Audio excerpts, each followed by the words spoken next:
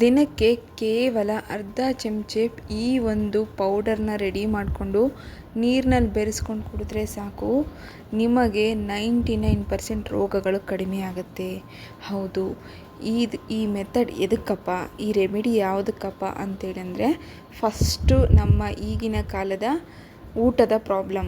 ಊಟದಿಂದ ನಮಗೆ ರೋಗಗಳು ಜಾಸ್ತಿ ಆಗ್ತಾಯಿದ್ದಾವೆ, ಹೆಲ್ತ್ ಕೆಡ್ತಾ ಇದೆ, ಹೊಟ್ಟೆ ಬೊಜ್ಜು ಜಾಸ್ತಿ ಆಗ್ತಾಯಿದೆ, ಮೋಷನ್ಗೆ ಹೋಗ್ಬೇಕಾದ್ರೆ ಪ್ರಾಬ್ಲಮ್ ಆಗುತ್ತೆ, ಈವನ್ ಎಸಿಡಿಟಿ ಜಾಸ್ತಿ ಆಗುತ್ತೆ, ಗ್ಯಾಸ್ ಟ್ರಬಲ್ ಜಾಸ್ತಿ ಆಗ್ತಾಯಿದೆ, ಗ್ಯಾಸ್ ಹೋಗ್ತಾ ಇಲ್ಲ, ಹೊಟ್ಟೆ ನೋವು ಆಗ್ತಾಯಿದೆ, ಮೋಷನ್ಸ್ ಕ್ಲಿಯರ್ ಆಗ್ತಾ ಇಲ್ಲ, ಡೈಜೆಷನ್ ಪ್ರಾಬ್ಲಮ್ ಆಗ್ತಾಯಿದೆ ಅನ್ನೋರಿಗೆ ಈ ಒಂದು ಬೆಸ್ಟ್ ರೆಮಿಡಿ ಅಂದರೆ ಬೆಸ್ಟ್ ರೆಮಿಡಿ. ಹಾಗಿದ್ರೆ ತಡ ಮಾಡೋದು ಬೇಡ. ನಮಸ್ಕಾರ ಸ್ನೇಹಿತರೆ, ನನ್ನ ಚಾನಲ್ಗೆ ನಿಮ್ಮೆಲ್ಲರಿಗೂ ಸ್ವಾಗತ. ಇವತ್ತಿನ ವಿಡಿಯೋದಲ್ಲಿ ನಾನು ನಿಮಗೆ ಮೊದಲೇ ಹೇಳಿರುವ ಹಾಗೆ ಈ ರೆಮಿಡಿನ ಒಂದು ಸತಿ ಟ್ರೈ ಮಾಡಿ ನೋಡಿ. ಕೇವಲ 3 ದಿನದಲ್ಲಿ ನಿಮಗೆ ರಿಸಲ್ಟ್ ಗೊತ್ತಾಗುತ್ತೆ. ಒಂದು ಬೌಲಿಗೆ 1 ಸ್ಪೂನ್ ಆಗುವಷ್ಟು ಜೀರಿಗೆನ ತೊಗೊತಾ ಇದ್ದೀನಿ. ನೋಡಿ, ಈ ರೀತಿ ಜೀರಿಗೆ ನಾರ್ಮಲಾಗಿ ನಾವು ಒಗ್ಗರಣೆ ಹೊಡೆಯೋದಕ್ಕೆಲ್ಲ ಏನು ಯೂಸ್ ಮಾಡ್ತೀವಲ್ವ, ಅದೇ ಜೀರಿಗೆನೇ ಇರೋದು.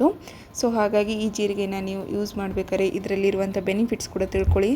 ಡೈಜೆಷನ್ ಇಂಪ್ರೂವ್ ಮಾಡುತ್ತೆ, ಮೆಟಬಾಲಿಸಮ್ನ ಇಂಪ್ರೂವ್ ಮಾಡುತ್ತೆ, ನಿಮಗೆ ಹೊಟ್ಟೆನ ಸಾಫ್ ಮಾಡೋದಕ್ಕೆ ಹೆಲ್ಪ್ ಮಾಡುತ್ತೆ. ನೆಕ್ಸ್ಟ್ ಬಂದುಬಿಟ್ಟು 1 ಸ್ಪೂನ್ ಆಗುವಷ್ಟು ಓಂ ಕಾಳು ಅಥವಾ ಅಜ್ವೈನ್.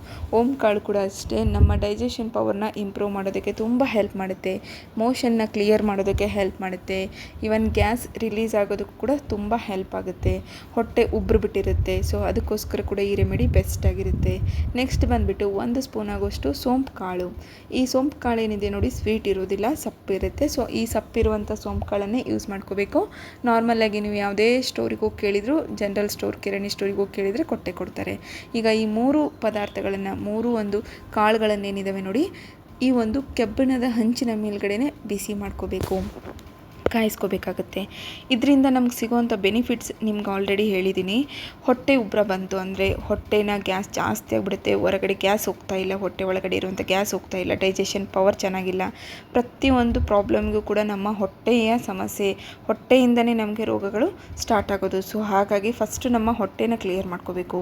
ಮೋಷನ್ಗೆ ಹೋದಾಗ ನಮಗೆ ಪ್ರಾಬ್ಲಮ್ ಆಗುತ್ತೆ, ಕುಂತಾಗ ಹೋಗ್ತಾ ಇರೋದಿಲ್ಲ ಒಂದೊಂದು ಟೈಮ್. ಸೊ ಅದಕ್ಕೂ ಕೂಡ ಈ ಒಂದು ರೆಮಿಡಿ ಏನಿದೆ ಕರೆಕ್ಟಾಗಿ ಮನೆಮದ್ದೇನಿದೆ ಇದನ್ನು ಟ್ರೈ ಮಾಡಿ. ನೀಟಾಗಿ ರೋಸ್ಟ್ ಮಾಡ್ಕೊಳ್ಳಿ ಸ್ನೇಹಿತರೆ. ಇದರಲ್ಲಿ ಯಾವುದೇ ರೀತಿಯಾದಂಥ ಎಣ್ಣೆ, ತುಪ್ಪ ಏನನ್ನು ಕೂಡ ಬಳಸಬಾರ್ದು. ಡ್ರೈ ರೋಸ್ಟ್ ಮಾಡಬೇಕು. ಎಷ್ಟೊತ್ತಾಗುತ್ತೋ ಅಷ್ಟೊತ್ತು ಕ್ರಿಸ್ಪಿ ಆಗೋವರೆಗೂ ಇದನ್ನು ಸಣ್ಣ ಫ್ಲೇಮ್ನಲ್ಲಿ ಇಟ್ಕೊಂಡು ರೋಸ್ಟ್ ಮಾಡ್ಕೊಳ್ಳಿ. ನೋಡಿ, ಇವಾಗ ಕಲರ್ ಚೇಂಜ್ ಆಗೋಕ್ಕೆ ಸ್ಟಾರ್ಟ್ ಆಗಿದೆ, ಹೊಗೆ ಬಿಡೋಕ್ಕೆ ಸ್ಟಾರ್ಟ್ ಆಗಿದೆ. ಈ ಒಂದು ಪರಿಮಳದಿಂದನೇ ನಿಮಗೆ ಗೊತ್ತಾಗ್ಬಿಡುತ್ತೆ ಇದು ರೋಸ್ಟ್ ಆಗಿದೆಯೋ ಇಲ್ಲ ಅಂತೇಳಿ. ಸೊ ನಾನು ನಿಮಗೆ ಮೊದಲೇ ಹೇಳಿರುವಾಗೆ gas problem, acidity problem, digestion problem, motion problem, so ಪ್ರತಿಯೊಂದು ಕೂಡ, ಈವನ್ ನೀವು ವೆಯ್ಟ್ ಲಾಸ್ ಮಾಡ್ತಾ ಇದ್ದೀರಾ ಅಂದರೂ ಕೂಡ ಅಷ್ಟೇ, ಈ ಒಂದು ಡ್ರಿಂಕ್ಸ್ನ ನೀವು ತೊಗೊಳೋದ್ರಿಂದ ನಿಮ್ಮ ವೆಯ್ಟ್ ಲಾಸ್ ಜರ್ನಿ ಕೂಡ ಚೆನ್ನಾಗಿರುತ್ತೆ. ಹೈ ಫೈಬರ್ ಕಂಟೆಂಟ್ ನೀವು ಊಟದಲ್ಲಿ ಮಾಡ್ತಾ ಇಲ್ಲ ಅನ್ನೋ ಹಾಗಿದ್ರೆ ಈ ಒಂದು ಡ್ರಿಂಕ್ಸ್ನ ನೀವು ಕುಡಿಯೋದ್ರಿಂದ ನಿಮ್ಮ ಹೆಲ್ತ್ ಚೆನ್ನಾಗಿರುತ್ತೆ, ಮೋಷನ್ಸ್ ಕ್ಲಿಯರ್ ಆಗುತ್ತೆ. ಈಗ ನೋಡಿ, ಈ ರೋಸ್ಟ್ ಮಾಡಿರೋದನ್ನು ಸೈಡ್ಗೆ ಇಟ್ಕೊಂಡು ಬಿಡೋಣ. ನೆಕ್ಸ್ಟ್ ಬಂದುಬಿಟ್ಟು 1 ಗ್ಲಾಸ್ ಆಗುವಷ್ಟು ನೀರನ್ನು ತೊಗೊತಾ ಇದ್ದೀನಿ. 1 ಗ್ಲಾಸ್ ಆಗುವಷ್ಟು ನೀರನ್ನು ತೊಗೊಂಡು ಅದನ್ನು ಒಂದು ಸತಿ ಕುದಿಸ್ಕೋಬೇಕು. ಒಂದು ಕುದಿ ಬಂದರೆ ಸಾಕು. ಈಗ ಒಂದು ಗ್ಲಾಸಿಗೆ ಆ ಬಿಸಿ ನೀರನ್ನು ಹಾಕ್ಕೊಳ್ಳೋಣ.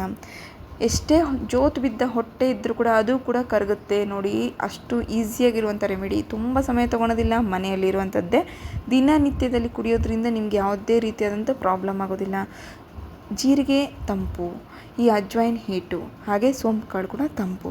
ಸೊ ಇವೆಲ್ಲವೂ ಕೂಡ ಮಿಕ್ಸ್ ಮಾಡ್ಕೊಂಡು ಕುಡಿಯೋದ್ರಿಂದ ನಿಮಗೆ ಹೀಟ್ ಆಗಿರ್ಬೋದು, ಕೋಲ್ಡ್ ಆಗಿರ್ಬೋದು, ಎಕ್ದಮ್ಸೆ ಆಗೋದಿಲ್ಲ. ಬಾಡಿ ಹೀಟ್ ಅಂತ ಹೇಳ್ತೀವಲ್ವ, ಅದೇನೂ ಆಗೋದಿಲ್ಲ. ಈ ನೀರಿಗೆ ನಾವು ಈ ಒಂದು ಪೌಡರ್ ಏನಿದೆ ನೋಡಿ, ಪುಡಿ ಮಾಡ್ಕೊಂಡು ರೋಸ್ಟ್ ಮಾಡ್ಕೊಂಡಿದ್ವಲ್ಲ, ಅದನ್ನು ನೀವು ಮಿಕ್ಸಿಗೆ ಹತ್ರ ಹಾಕ್ಕೋಬೋದು, ಇಲ್ಲ ಅದೇ ರೀತಿ ಇಟ್ಕೊಂಡಾದ್ರೂ ಮಾಡ್ಕೋಬೋದು.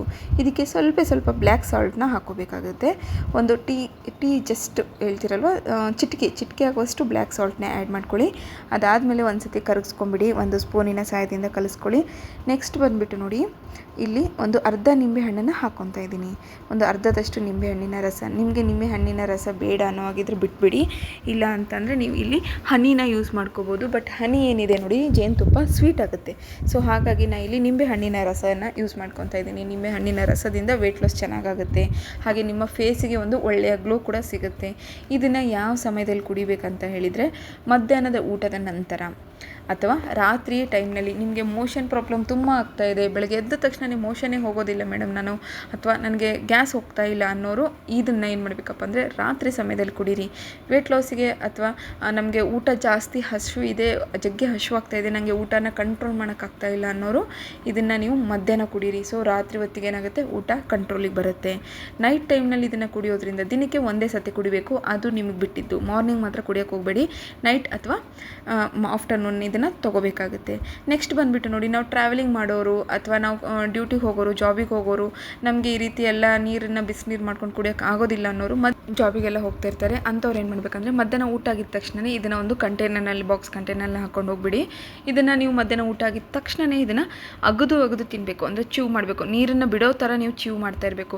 ಸೊ ಈ ರೀತಿ ಸ್ವಲ್ಪ ಕ್ರಷ್ ಮಾಡ್ಕೊಂಡ್ಬಿಟ್ಟು ಚ್ಯೂ ಮಾಡೋದ್ರಿಂದ ಇದು ಕೂಡ ನಮ್ಮ ಡೈಜೆಷನ್ ಪವರ್ನ ಇಂಪ್ರೂವ್ ಮಾಡುತ್ತೆ. ಈ ಟಿಪ್ ನಿಮಗೆ ಇಷ್ಟ ಆಗಿದೆ ಅಂತ ಅನ್ಕೊತೀನಿ. ಈ ಟಿಪ್ ನಿಮಗೆ ಇಷ್ಟ ಆದರೆ ನನ್ನ ಚಾನಲ್ನ ಸಬ್ಸ್ಕ್ರೈಬ್ ಮಾಡ್ಕೊಳ್ಳಿ.